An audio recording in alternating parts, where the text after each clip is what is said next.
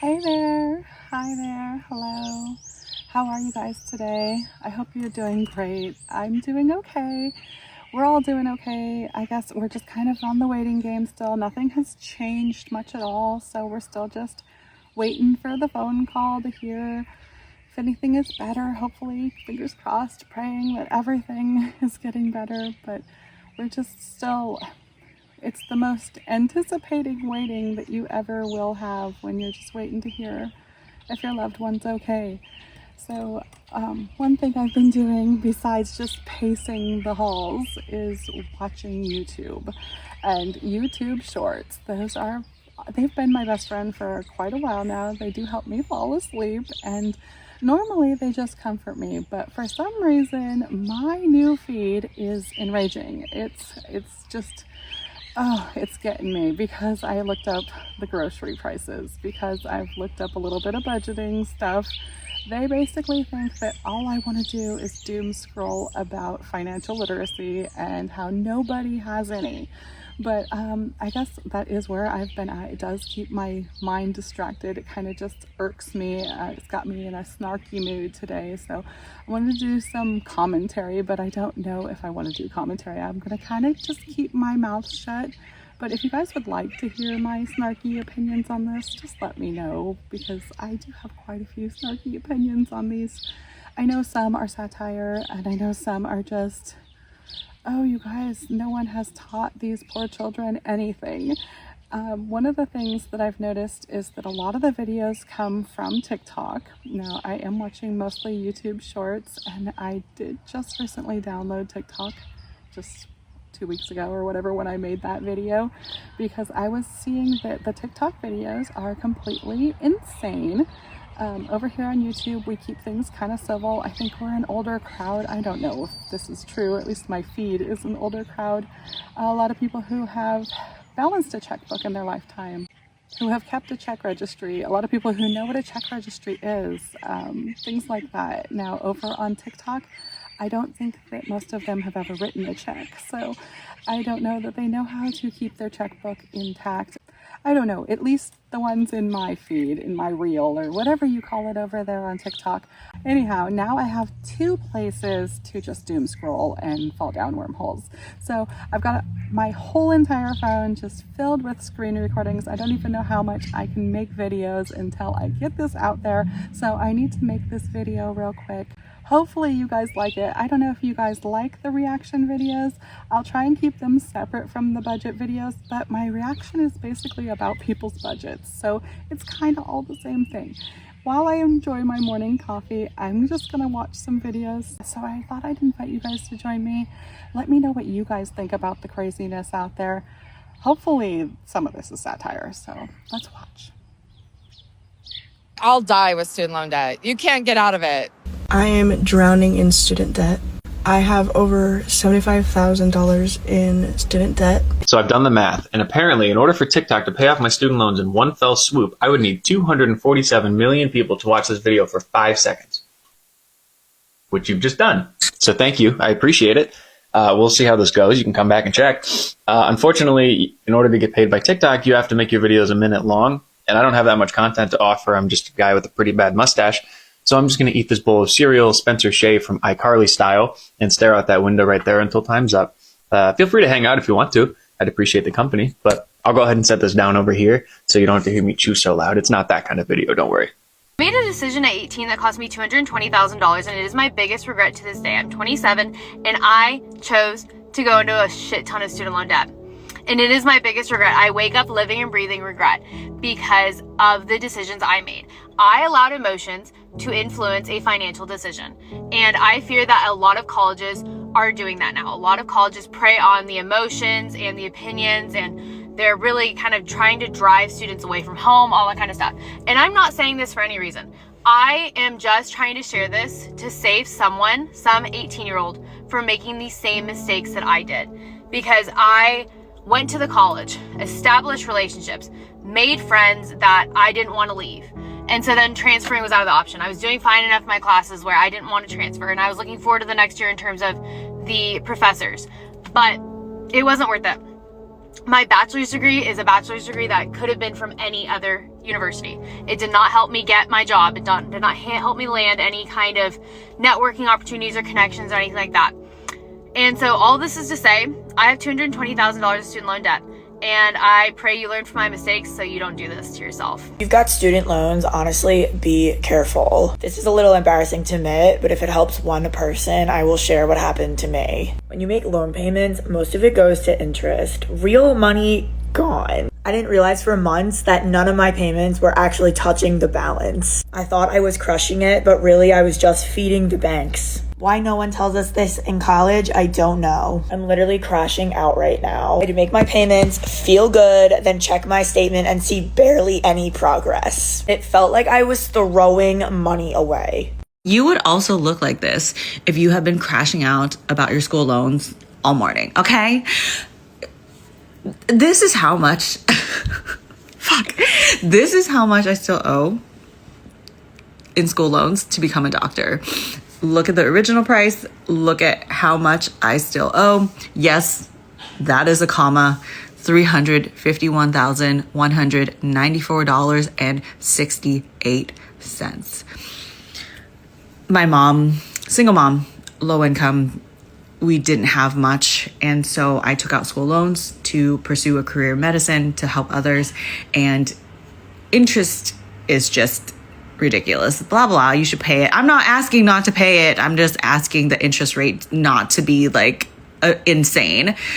And so in August, for apparently August 1st, your loans go out of forbearance and then you're going to accumulate interest on your loan. But then whatever you pay is not going to be counted towards loan forgiveness. And then if you switch over to a new income-based loan repayment program, you might have to start over in the 20 to 25 years in which you repay. Like, I don't know. Shit has been going on in my actual life as well. I'm not asking for anything. Like, maybe just stare at this and cry a little bit and watch till the end of this video so that I can get paid by TikTok and pay off these school loans. Thank you in advance. My student loan payment is due today for this much, which means that I'm gonna go down from the 6 figures. Okay, I think my payment might have hit. Yes! Okay, so it's finally below 6 figures. Slay. And then I'll probably make like a $2,000 extra payment, which will hopefully go towards the principal here within like the next day or so. Okay, so with my current plan, this is when I'll have it paid off. But I'm trying to speed that up, so let's see how this number changes. Oh my goodness, you guys, this is completely insane. Okay, so has no one ever taught these kids anything? Why are they all taking out student loans that they're never going to be able to pay off? Why? So as it turns out, the student loans that I've been paying $1,500 a month for 2 years have a 17% interest rate. So what I thought I've been paying off for all this time, I'm actually, like, I owe more than what I started off with. What the fuck? So Jeff Bezos, this would be a really cool fucking time to Venmo me, bro. Like, I owe $90,000 and I didn't even spend that much on school. Like, any rich person, please tap in. Like, Kourtney Kardashian, like, you probably have 8 houses. I'm never gonna be able to buy one because I went to college. I just signed up to be an egg donor. Guess what? Got approved. Who wants my fucking kids? I can't afford them, so start a bidding more. Just fucking take them. What do you want? My left arm too? Like, what the fuck am I supposed to do? I'm gonna be in debt for my whole fucking life. How does that even make sense? I signed up for this shit when I was 17. Like, this should not be legal, bro. I got upset about it at work, and my coworker was like, don't you have, like, a rich relative who can pay that for you? No! My family's poor! Like, no! Sorry, I'm stopping it right there. Like, I knew this. I must have completely forgot, though. And I definitely need to bring this up with my kids. You need to bring this up with your kids. Why can you not go bankrupt on student loans? Like, is it just the government ones? I'm not exactly sure. Can you go bankrupt on the private ones?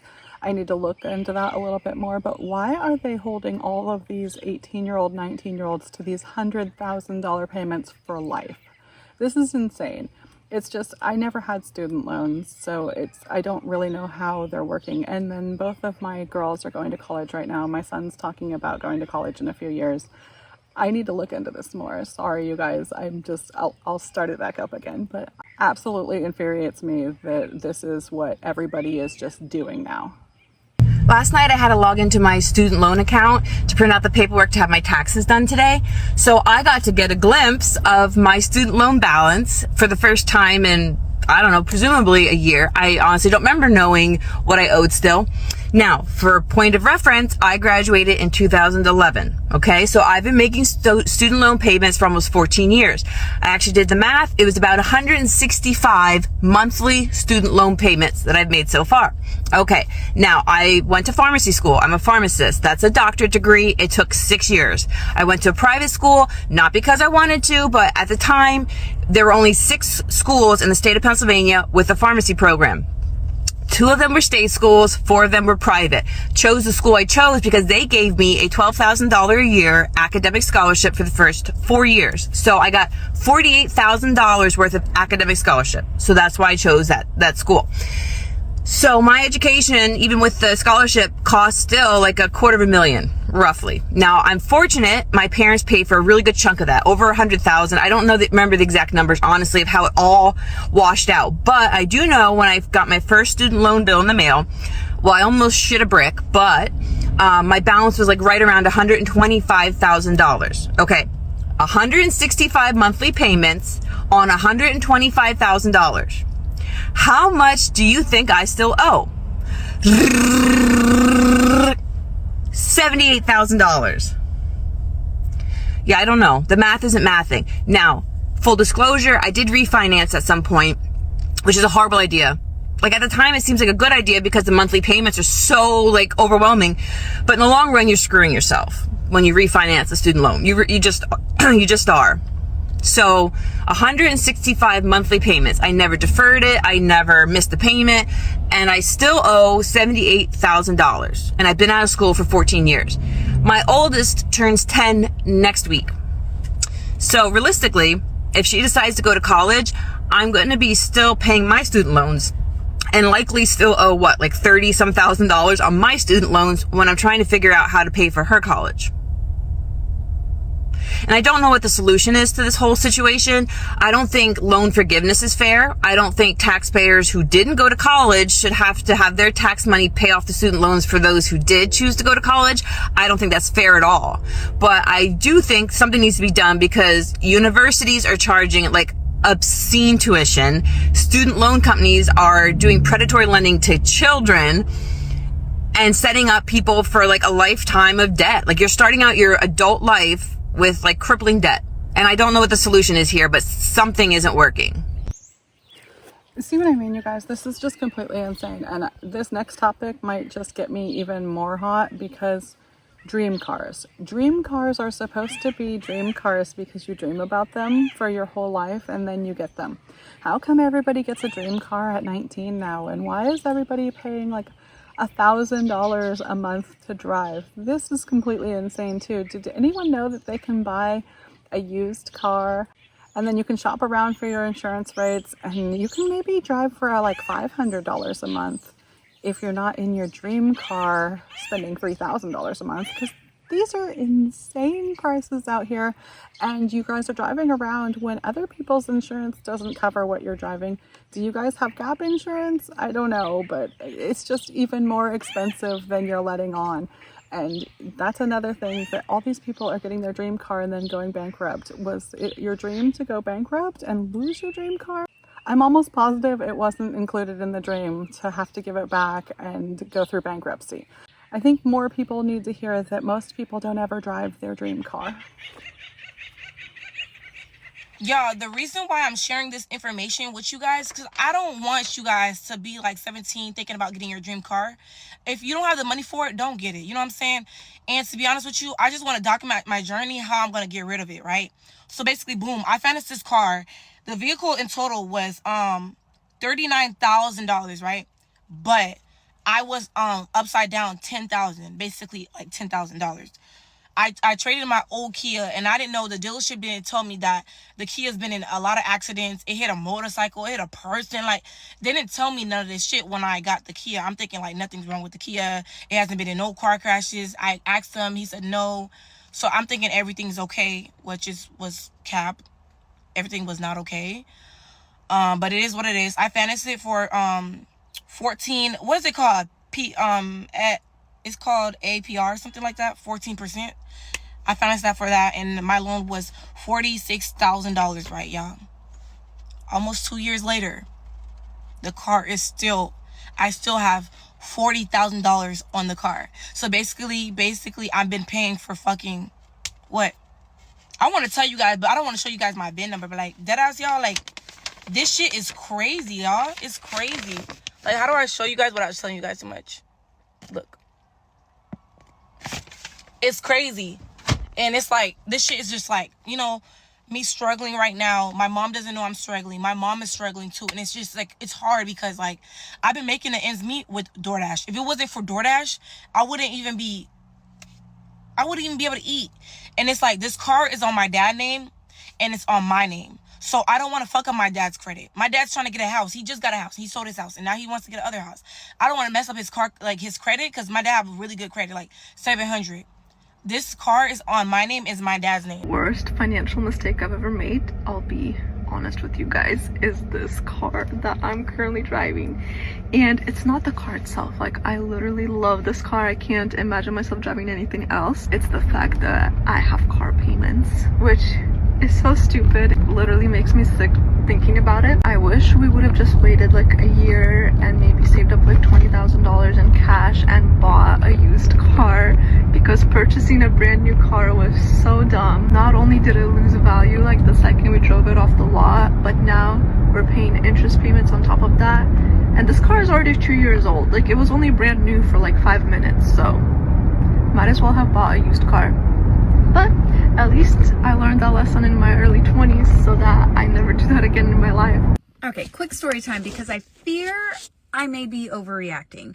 So I just left the dealership. I went specifically to a Ford dealership. I'm sitting in my paid off Ford Expedition 2018 to be exact. And let me tell you what just happened. Take a wild guess about how much a brand new 2026 Ford Expedition Platinum Max with the ultimate package would cost for a lease. Okay, I'll let you guess.